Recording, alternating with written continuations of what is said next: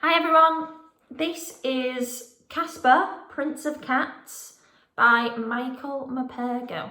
Okay, I'm going to read the blurb. They say cats have 9 lives, and that's certainly true of Kaspar. From the glamorous suites of the Savoy Hotel to the servants' quarters in the attic, and from a crowded lifeboat to the hustle and bustle of New York City, Kaspar proves that no cat is too small for big adventures. But then this is no ordinary cat. He's Prince Kaspar Kandinsky, the only cat to survive the sinking of the Titanic. Okay, so there's the front cover. And there's the back. Okay, so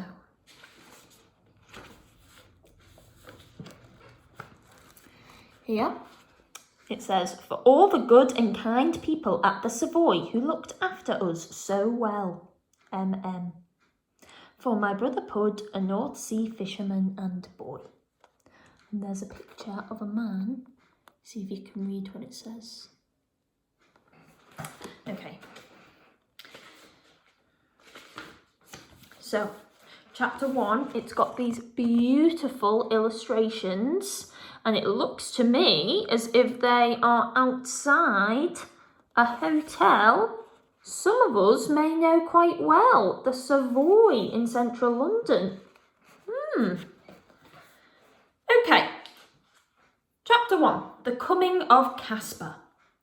Prince Kaspar Kandinsky first came to the Savoy Hotel in a basket. I know because I was the one who carried him in. I carried all the Countess's luggage that morning, and I can tell you she had an awful lot of it. But I was a bellboy, so that was my job. To carry luggage, to open doors, to say good morning to every guest I met, to see to their every need, from polishing their boots to bringing them their telegrams.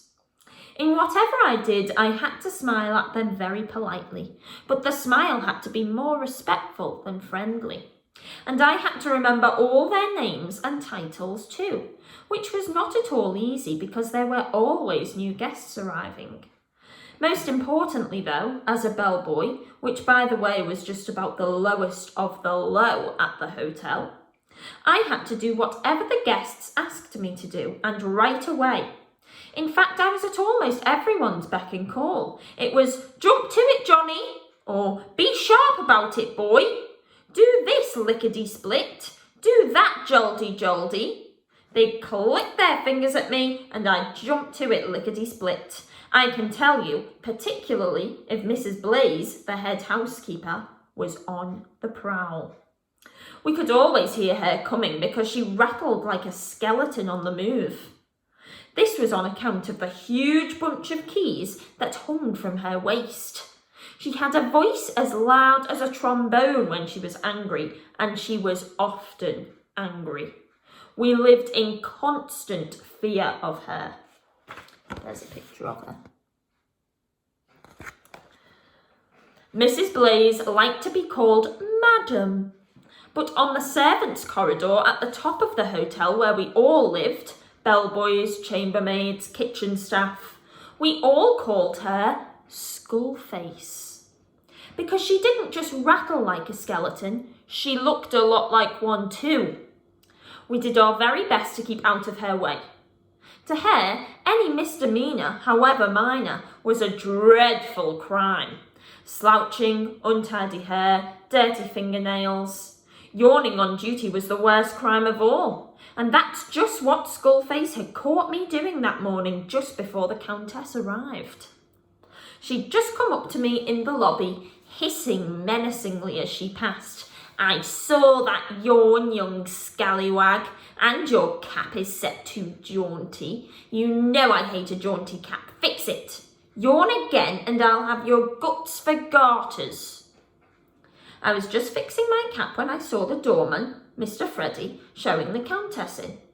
Mr. Freddy clicked his fingers at me, and that was how moments later I found myself walking through the hotel lobby alongside the Countess, carrying her cat basket, with the cat yowling so loudly that soon everyone was staring at us.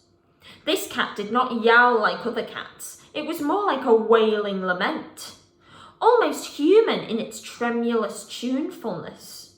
The Countess, with me at her side, swept up to the reception desk and announced herself in a heavy foreign accent, a Russian accent as I was soon to find out. "I am Countess Kandinsky," she said. "You have a suite of rooms for Kaspar and me, I think. There must be river outside my window, and I must have a piano. I sent you a telegram with all my requirements." The Countess spoke as if she was used to people listening, as if she was used to being obeyed. There were many such people who came in through the doors of the Savoy, the rich, the famous, and the infamous, business magnates, lords and ladies, even prime ministers and presidents.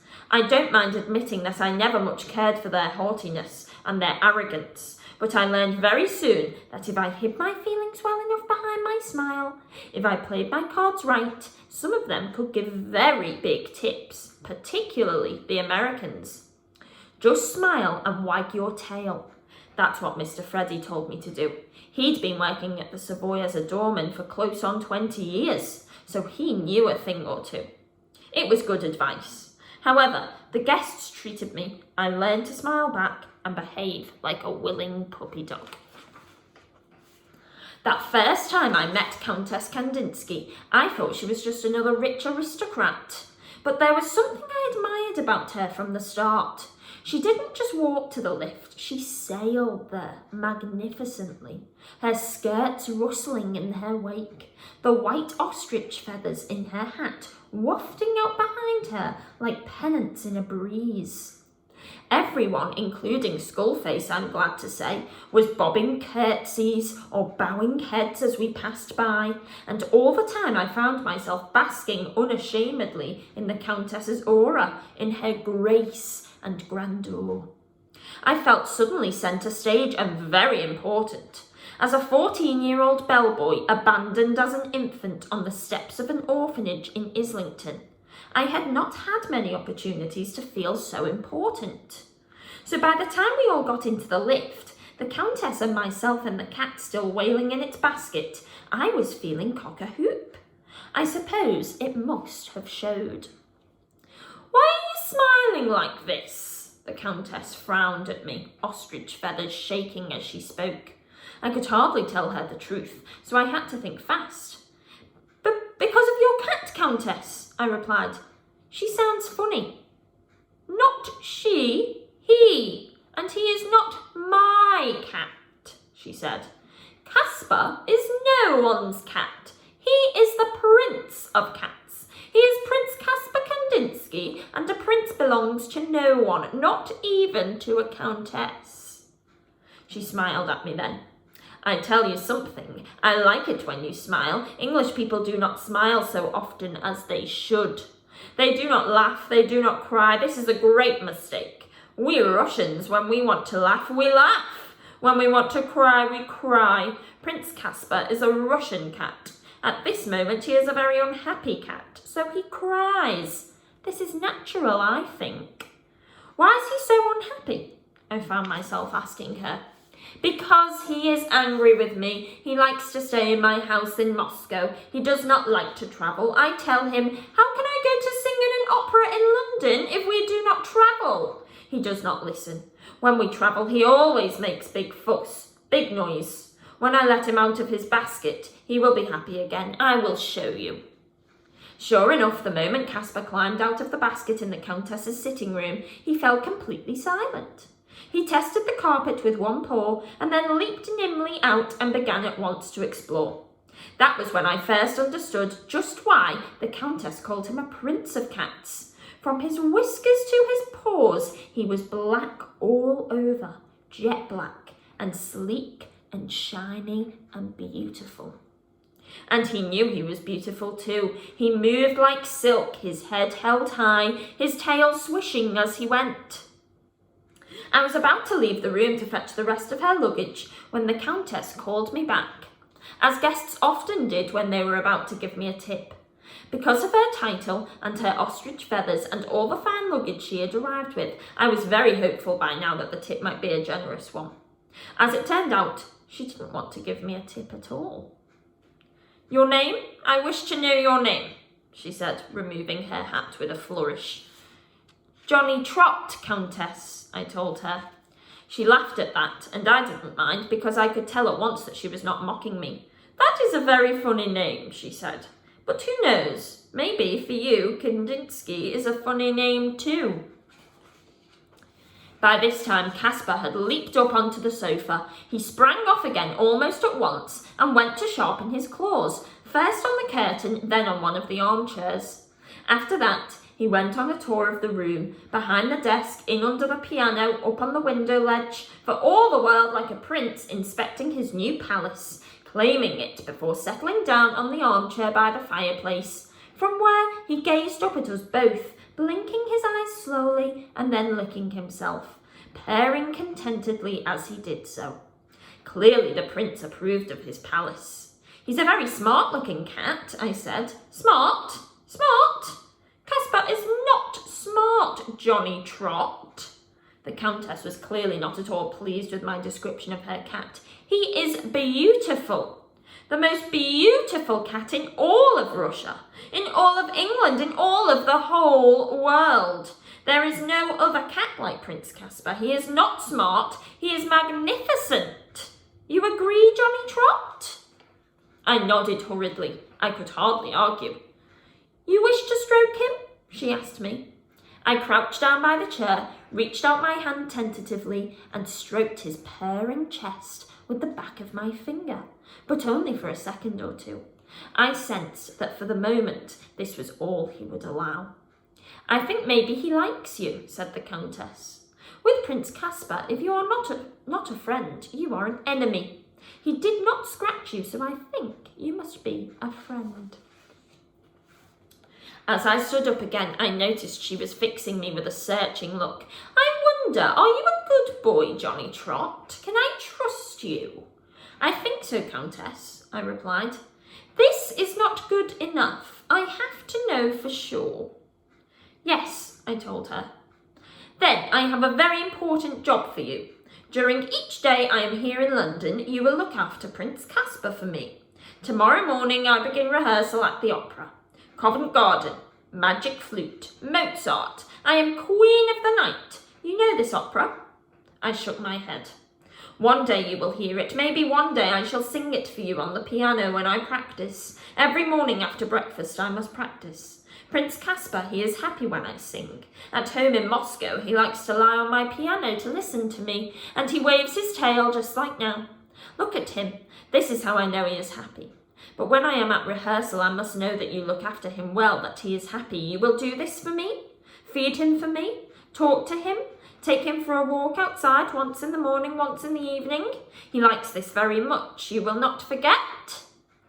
The Countess Kandinsky was not an easy person to say no to, and anyway, the truth is I was flattered to be asked.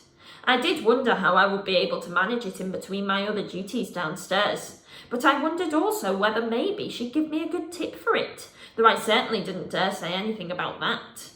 The Countess smiled at me and held out her gloved hand for me to take. I hesitated. I had never before shaken hands with a guest. Bellboys just didn't ever shake hands with guests. But I knew she meant me to, so I did. There is a picture of Johnny and Prince Kaspar.